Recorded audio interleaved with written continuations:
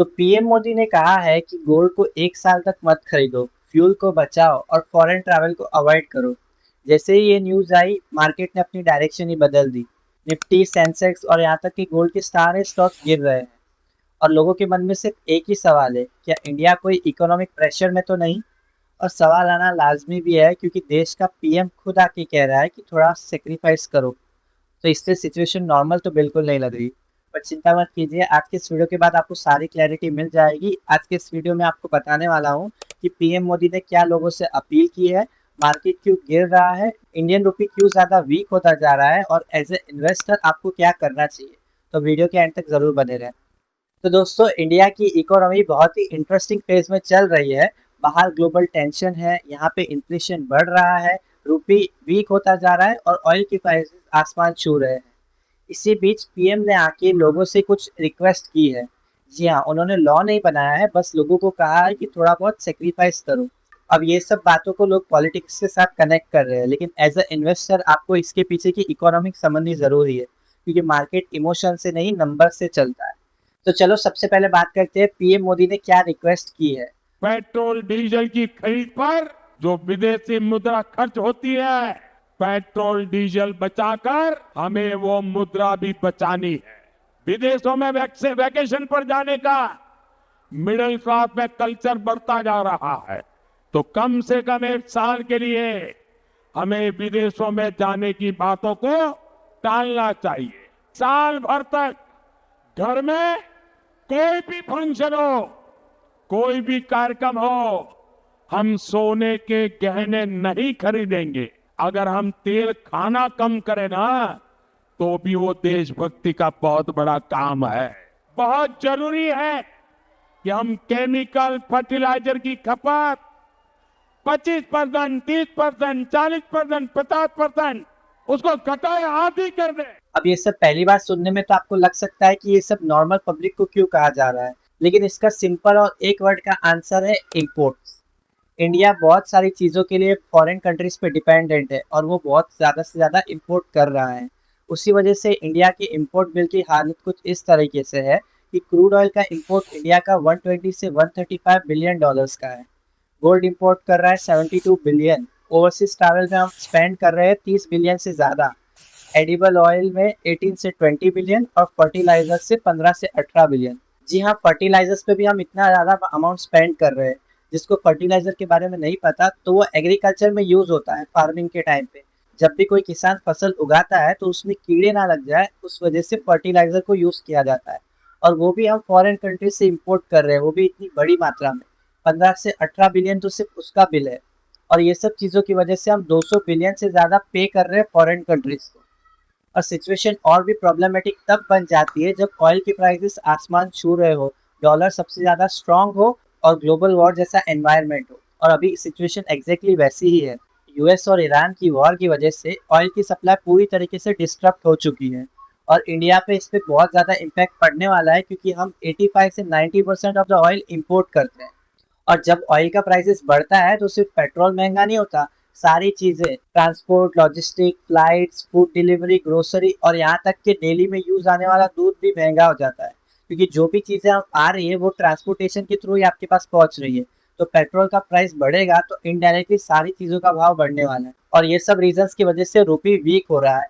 एक टाइम पे डॉलर का रेट 82 से 85 हुआ करता था, लेकिन अब ये 95 के करीब चल रहा है। और सिचुएशन अगर ऐसी ही चलती रही तो बहुत जल्द सेंचुरी दूर नहीं। और वीक रुपी का मतलब है फॉरेन की चीज़ें महंगी होना।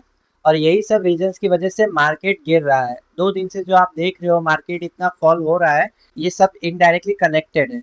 जैसे ही पीएम मोदी ने कहा कि गोल्ड 1 साल तक मत खरीदो, वैसे ही सारे गोल्ड के स्टॉक्स गिरने लगे। कल्याण ज्वेलर्स 9%, टाइटन 6% से ज़्यादा गिर चुका है, क्योंकि मार्केट फ्यूचर को डिस्काउंट पहले से ही कर देता है। और ये सब न्यूज़ की वजह से एफआईआईज अपना माल बेचने लग जाते हैं। ऑलरेडी एफआईआईज का सेलिंग रिकॉर्ड हाई पे चल रहा है और ऐसे सब न्यूज़ की वजह से एफआईआईज की सेलिंग और ज़्यादा बढ़ जाती है। उसी वजह से मार्केट में आपको इतनी ज़्यादा गिरावट देखने को मिल रही है। अब मैं आपको एक इंटरेस्टिंग बात बताता हूँ। ये सब चीज़ें पहली बार नहीं हो रही है। 1965 में लाल बहादुर शास्त्री ने भी कहा था, एक टाइम का खाना स्किप करो। और 1991 में इंडिया को गोल्ड गिरवी रखना पड़ा था इकोनॉमी को बचाने के लिए। मतलब हिस्ट्री में इकोनॉमिक सेक्रीफाइसेस नए नहीं है, ये कॉमन है और ऑनेस्टली इसकी वजह से ही देश स्ट्रांग बनता है।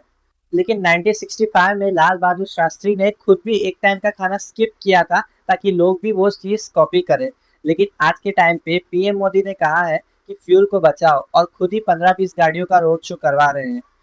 10 तारीख को जब वो स्पीच देने जा रहे थे तब उनके साथ 20 एसयूवी जा रही थी। अब उनके अंदर कितना ज़्यादा पेट्रोल या डीजल जा रहा होगा।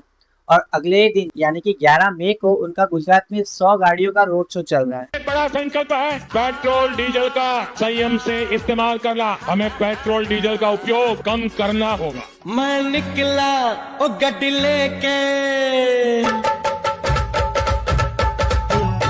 मैं निकला ओ गड्डी लेके, ओ रस्ते पर ओ सड़क में। तो ये तो वही बात हो गई, जैसे टैक्स सिर्फ आम आदमी के लिए है वैसे रूल्स और रेगुलेशन सारे आम आदमी के लिए है। पॉलिटिशियंस और बिजनेसमैन का रूल्स और टैक्स से कोई लेना देना है ही नहीं। पीएम मोदी ने कहा है कि फॉरेन ट्रैवल को अवॉइड करो। ये एक अच्छी बात है कि इंडिया के लोग अगर इंडिया में घूमेंगे तो इंडिया का पैसा इंडिया में रहेगा और इंडियन टूरिज्म बूस्ट होगा। लेकिन यहाँ पर भी बहुत सारी प्रॉब्लम्स है। अगर आप गोवा चले जाओ तो टैक्सी माफिया वहाँ पे इतना ज़्यादा है। एयरपोर्ट से या स्टेशन से आपको होटल जाना हो तो 3,000 का फिक्स वो भाड़ा बोलते हैं और वहाँ पे ना ही ओला, उबर, रैपिडो कुछ भी नहीं चलता। कभी ओवर प्राइसिंग, कभी क्लीनिनेस नहीं होना और कभी टूरिस्ट स्कैम। और ये सब रीजंस की वजह से लोग फॉरेन ट्रैवल को ज़्यादा प्रेफर करते हैं।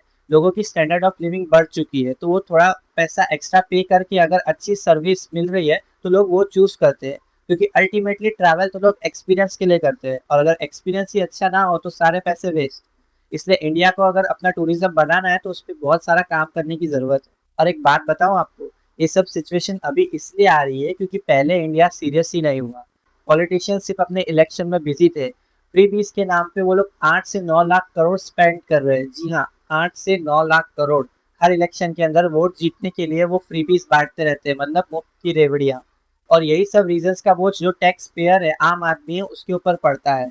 आजकल हमारे देश में मुफ्त की रेवड़ी बांटकर वोट बटोरने का कल्चर लाने की भरसक कोशिश हो रही है। ये रेवड़ी कल्चर देश के विकास के लिए बहुत घातक है। इस रेवड़ी कल्चर से देश के लोगों को और खास करके मेरे युवाओं को बहुत सावधान रहने की जरूरत है। खैर, इस सब के बारे में तो एंडलेस बातें हो सकती है। अब इन सबको कंक्लूड करूं और एक आम आदमी को अभी क्या करना चाहिए उसके बारे में बात करते हैं। तो सबसे पहले तो एक इमरजेंसी फंड बनाओ। आपका 3 से 6 महीने का एक्सपेंस पड़ा होना चाहिए और वो एक लिक्विड अकाउंट होना चाहिए, जैसे कि सेविंग्स अकाउंट। अगर नहीं तो लिक्विड फंड में आप रख सकते हो। इससे कभी भी लॉकडाउन जैसी सिचुएशन आई तो आप वो इमरजेंसी फंड यूज कर सकते हो। और अभी ऐसी सिचुएशन में अननेसेसरी लग्जरी स्पेंड को अवॉइड करो। स्पेशली ईएमआई पे चीज़ें लेने का तो बिल्कुल ही अवॉइड करो। और इन्वेस्टर के लिए एडवाइस ये है कि एसआईपी अपनी कंटिन्यू ही रखो। जैसे ही मार्केट गिरेगा तो आपकी डॉलर कॉस्ट एवरेजिंग होगी, मतलब सस्ते दाम पे आपको अच्छे स्टॉक्स मिलेंगे, तो उस वजह से आपकी एसआईपी कंटिन्यू रखो। और अगर आपके पास अच्छा खासा कैश पड़ा हुआ है तो थोड़ा थोड़ा मार्केट गिरने पे डिप्लॉय करते रहो, तो लॉन्ग टर्म में आपका अच्छा खासा प्रॉफिट देखने को मिलेगा। तो फाइनली एक चीज़ कहना चाहूँगा कि सिचुएशन पैनिक करने वाली नहीं है, लेकिन इग्नोर करने वाली भी नहीं है। पीएम मोदी ने जो एडवाइस दी है वो इनडायरेक्टली कहना चाहते हैं कि ग्लोबल टेंशन बढ़ रहे हैं और इंडिया को अब सेल्फ डिपेंडेंट बनना पड़ेगा। अब देखने वाली बात तो ये होगी, लोग गोल्ड खरीदना और फॉरेन ट्रैवल को अवॉइड करते हैं या नहीं, या सिर्फ इंस्टाग्राम पे स्टोरी लगाने की नई नेशन फर्स्ट रख लेते हैं। कमेंट करके बताओ आप कौन सी चीज़ों को सच में फॉलो करोगे। और अगर आपको स्टॉक मार्केट के अंदर इन्वेस्टमेंट करनी है और अभी तक डीमेट अकाउंट नहीं खुलवाया है तो free demat account opening link description में है, आप वहाँ जाके खुलवा सकते हो। अगर आपको म्यूचुअल फंड में एसआईपी करनी है लेकिन समझ नहीं आ रहा कौन से फंड से स्टार्ट करूँ, और अगर आपको इंश्योरेंस से रिगार्डिंग कोई भी पर्सनलाइज एडवाइस चाहिए तो डिस्क्रिप्शन में फॉर्म है, उसको फिल कर लो, मैं आपको पर्सनली कनेक्ट करूँगा। मैं एक AMFI registered mutual fund distributor हूँ और इंश्योरेंस एडवाइजर भी हूँ। फाइनली मैं मिलता हूँ आपको अगले वीडियो में, तब तक के लिए हैप्पी इन्वेस्टिंग।